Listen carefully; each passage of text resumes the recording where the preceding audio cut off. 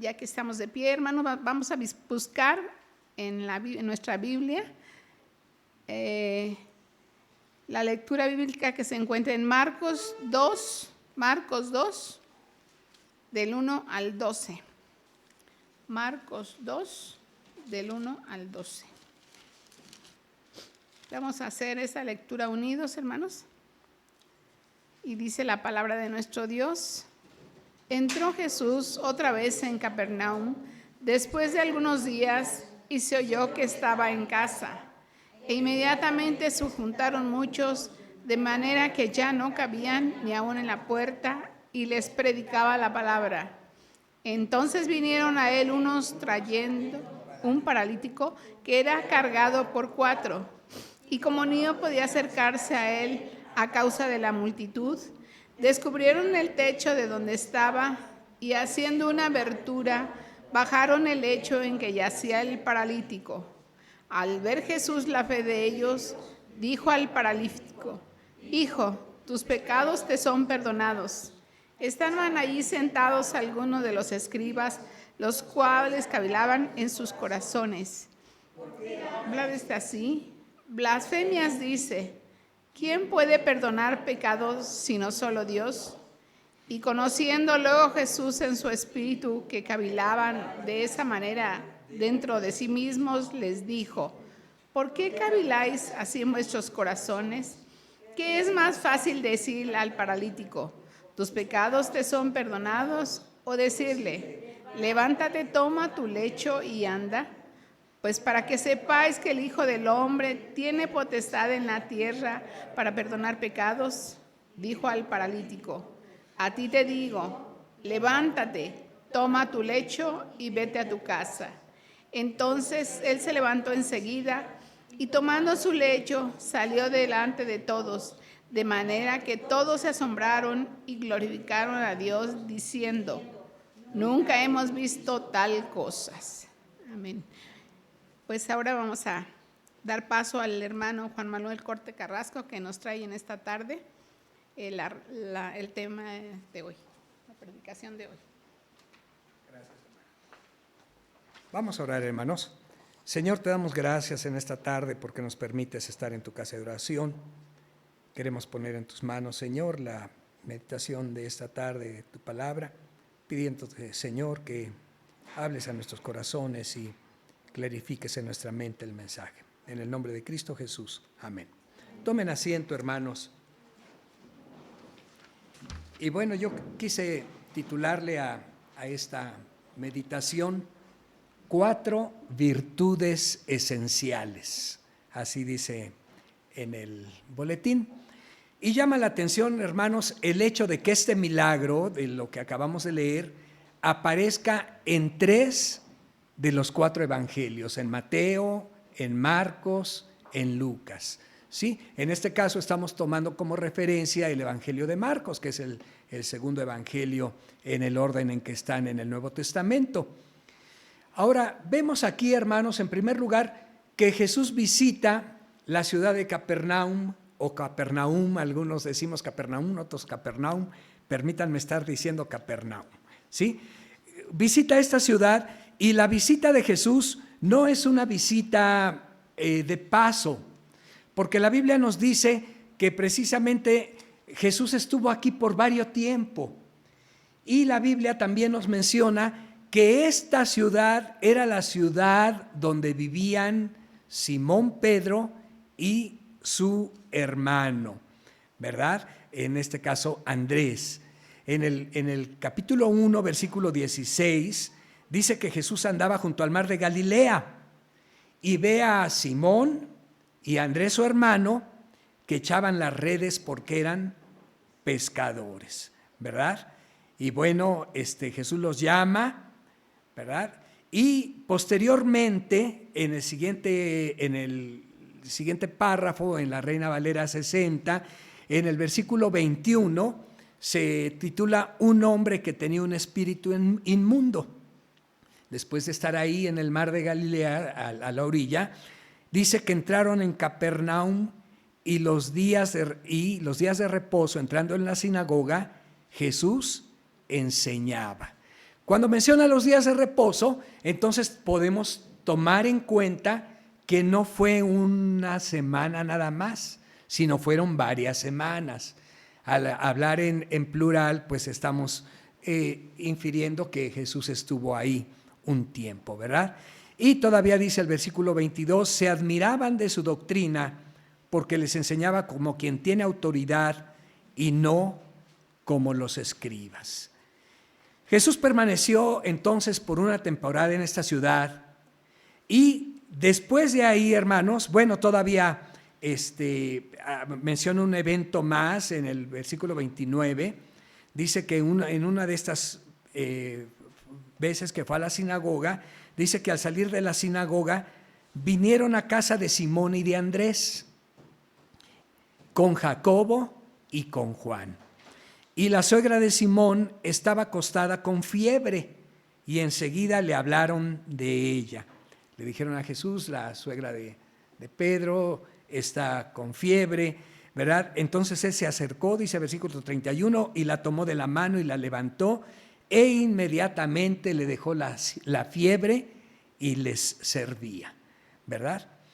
Bueno, todavía en el siguiente versículo dice que cuando llegó la noche de ese día, luego que el sol se puso, le trajeron todos los que tenían enfermedades y a los endemoniados, y toda la ciudad se agolpó a la puerta de la casa de Simón.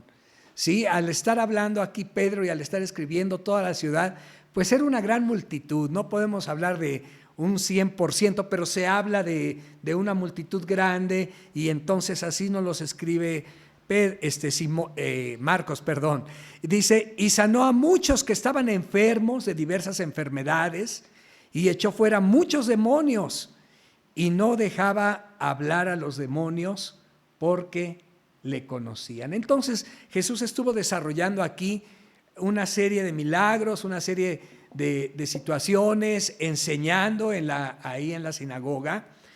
Y ya en el versículo 35 dice que se levantó muy de mañana, salió y se fue a un lugar desierto a orar.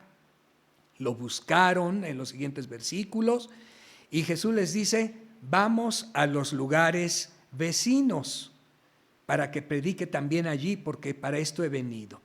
Y Jesús sale entonces también a predicar, dice, predicaba en las sinagogas de ellos, en toda Galilea, y echaba fuera los demonios.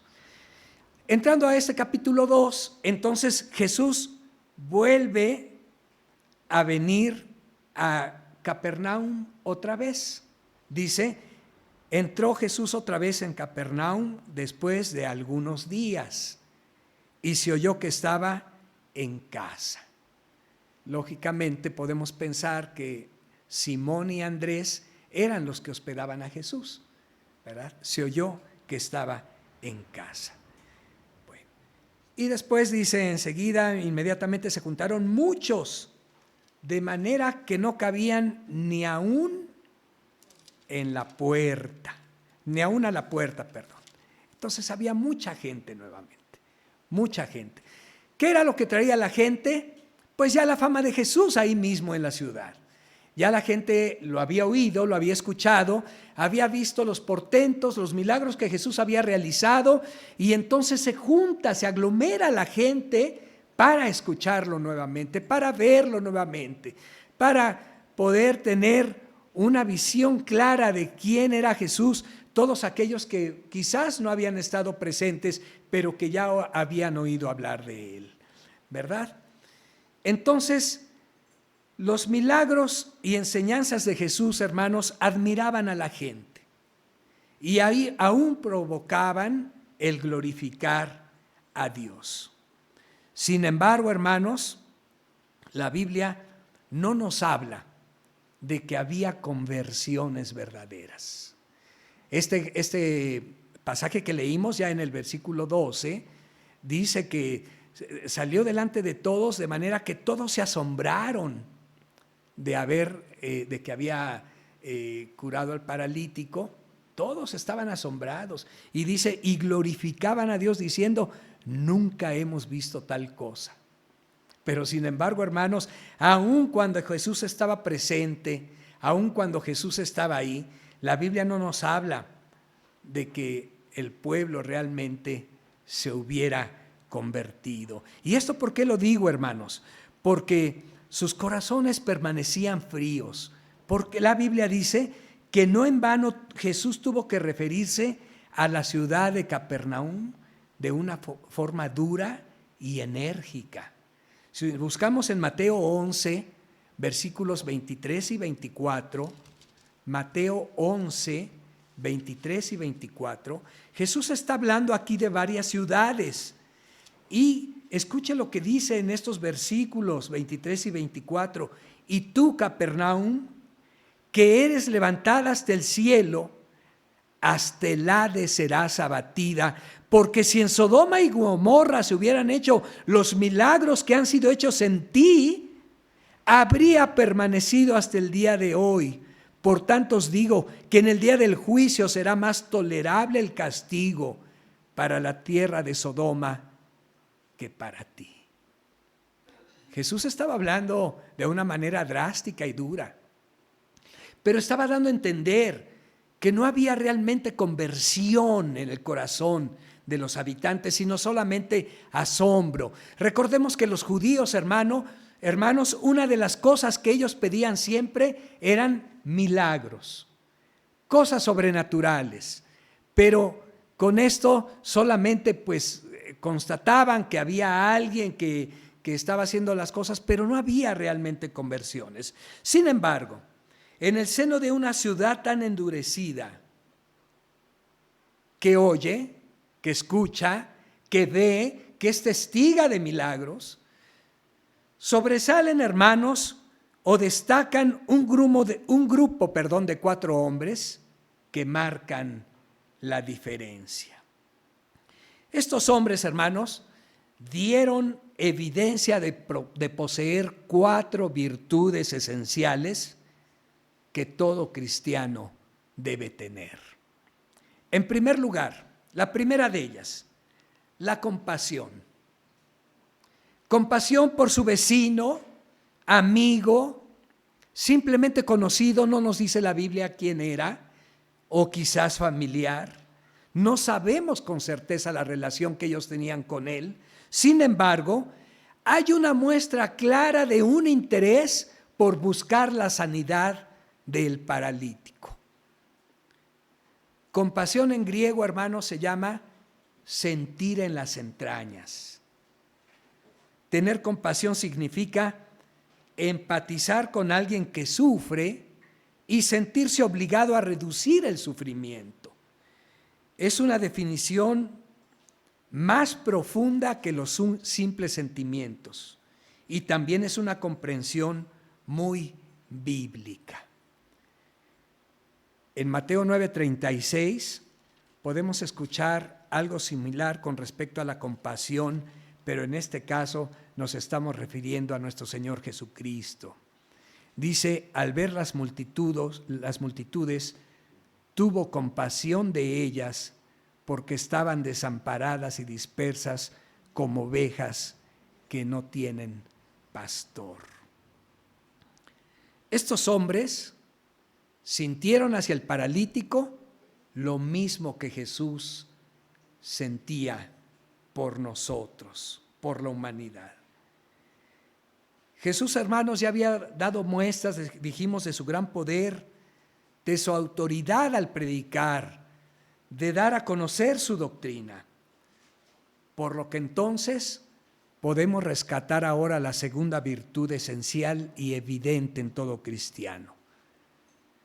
Primero tuvieron compasión, pero ahora mencionamos, tuvieron confianza.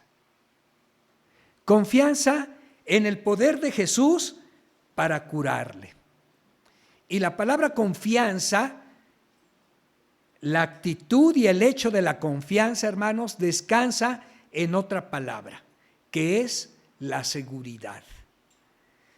En este caso, si ellos hubieran dudado del poder de Dios, se habrían planteado preguntas tales como, ¿y si llegamos y no nos hace caso?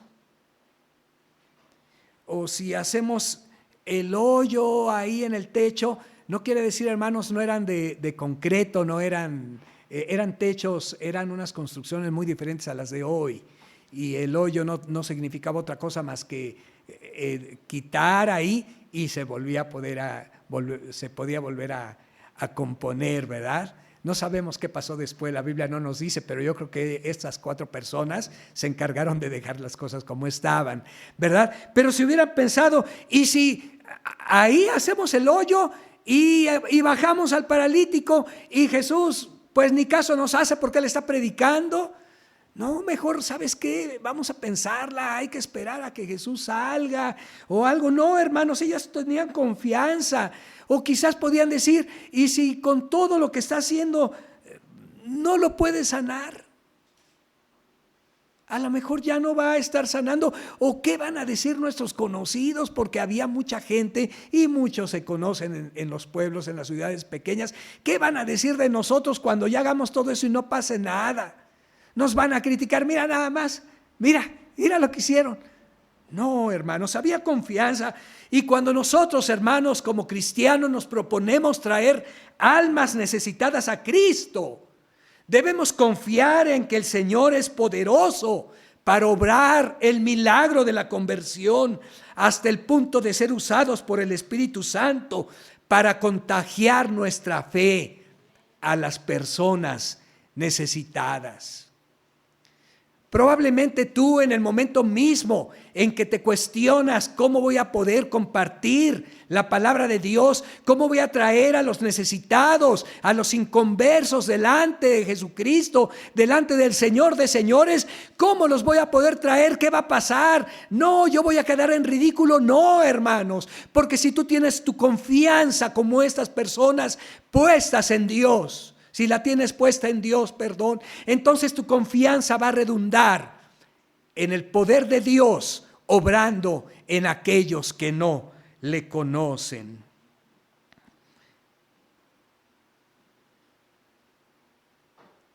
¿Cuántas veces nos invaden esta clase de preguntas y nos sentimos incapaces o nosotros mismos ponemos obstáculos para compartir a los necesitados las buenas nuevas de salvación?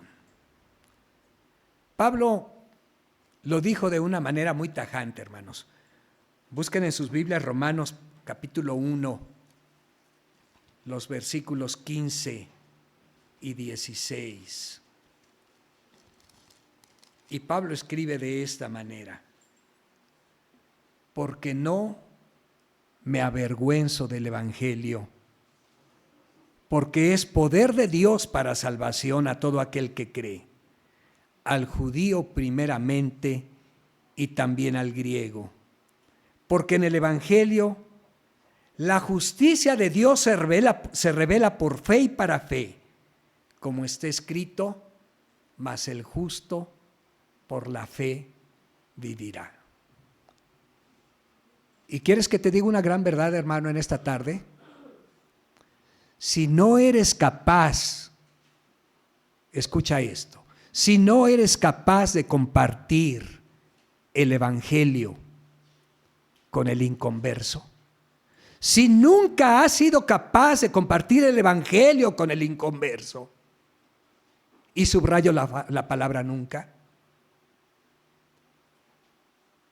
no se trata de que tú digas a los demás, yo soy cristiano, para que no te avergüences del Evangelio. Totalmente estás avergonzado del Evangelio. Porque la Biblia no dice, no me avergüenzo de ser cristiano. La Biblia no dice, no me avergüenzo de mi postura o de lo que yo pueda presentar a los demás con respecto a mis creencias, a mi denominación. La Biblia dice, porque no me avergüenzo del Evangelio. Y el Evangelio, hermanos, en la palabra de Dios es uno: las buenas nuevas de salvación a aquel que no cree, al perdido. Y cuando Pablo está diciendo esto, no me avergüenzo del Evangelio, al mismo tiempo está hablando y diciendo que es el Evangelio. Es poder de Dios para salvación a todo aquel que cree.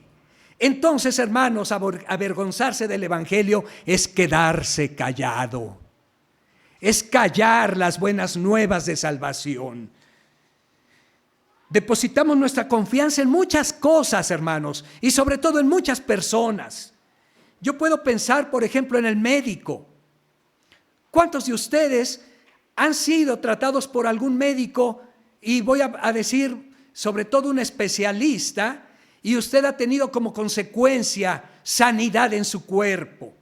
Después de un tratamiento, después de un diagnóstico por parte del médico, usted va, se toma la medicina, lleva a cabo el tratamiento, y entonces usted tiene tanta confianza en el médico que es capaz de decirles a los demás: ve con él, a mí me pasó lo mismo y mírame, yo estoy bien.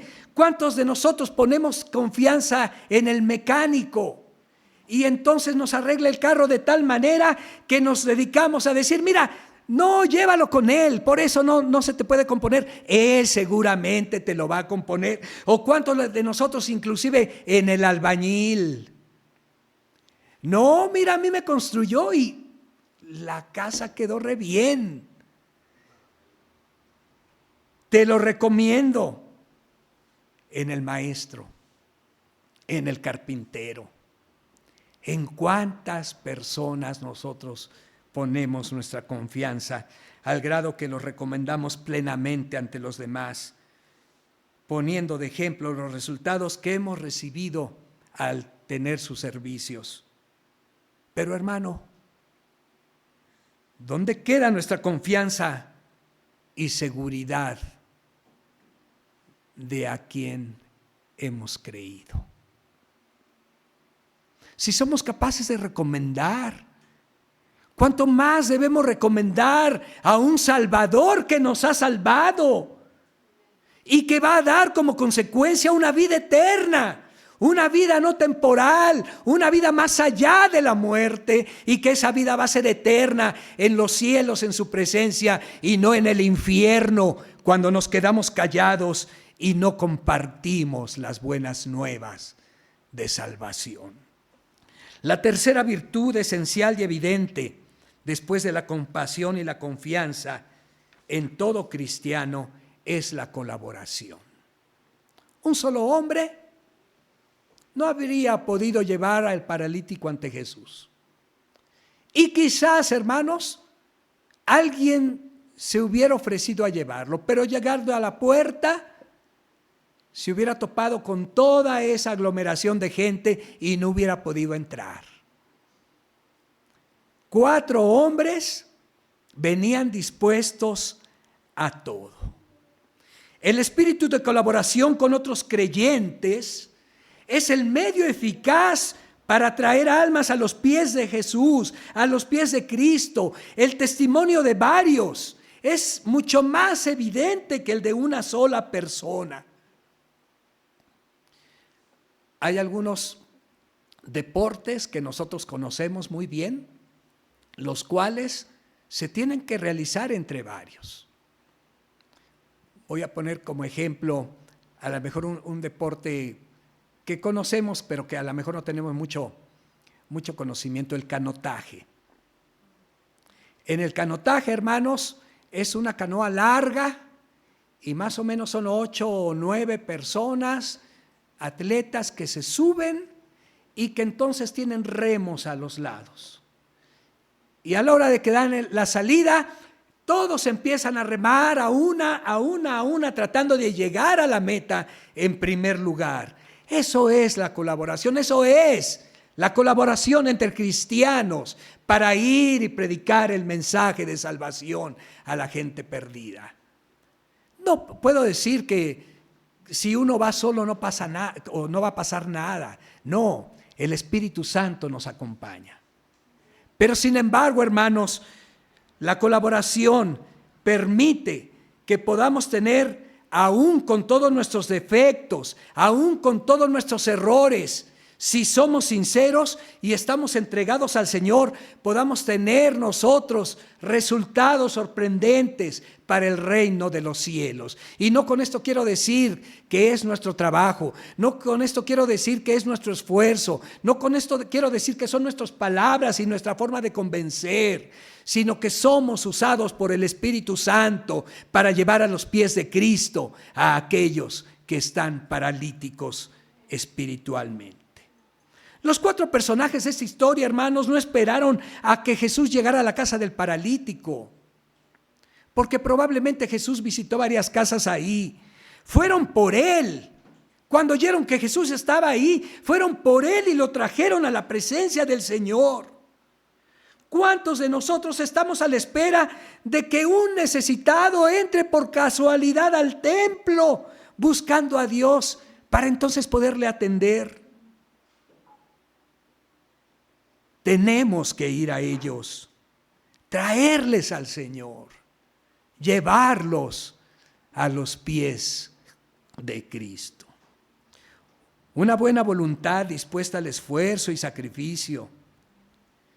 La simpatía personal debe promover el esfuerzo por llevar almas a Cristo. No esperar que vengan, sino nosotros traerlos. Ir por ellos, traerlos al Señor. Jesús dijo, ir y predicar. La parálisis, hermanos, inmoviliza toda acción física, pero el pecado paraliza toda actividad espiritual. La víctima no puede andar con Dios, por lo que es necesario ofrecer la sanidad por medio del mensaje de salvación. Y por último, hermanos, ya hablamos de la compasión, la confianza, la colaboración. Por último, voy a decir la 4ª virtud esencial y evidente en todo cristiano. Y esto es el cuidado. El ser cuidadosos. No trataron de meter al enfermo en medio de la multitud. Con permiso, queremos pasar, esta persona está necesitada. No hicieron escándalo, no atropellaron a nadie, no se abrieron paso a empujones. Esta actitud, hermanos, simplemente hubiera desembocado en perjuicio de muchos oyentes y sobre todo del mismo enfermo, quién sabe cómo hubiera llegado a los pies de Jesús. Planearon una estratagema ingeniosa: subir a la terraza, abrir un boquete y trajeron con seguridad y cuidado al paralítico a los pies de Cristo. ¿Cuánto más cuidado debemos tener nosotros, hermanos, al ser claros y objetivos presentando el mensaje de salvación? De acuerdo a lo que nos marca la palabra y trayendo al incrédulo a los pies del Señor.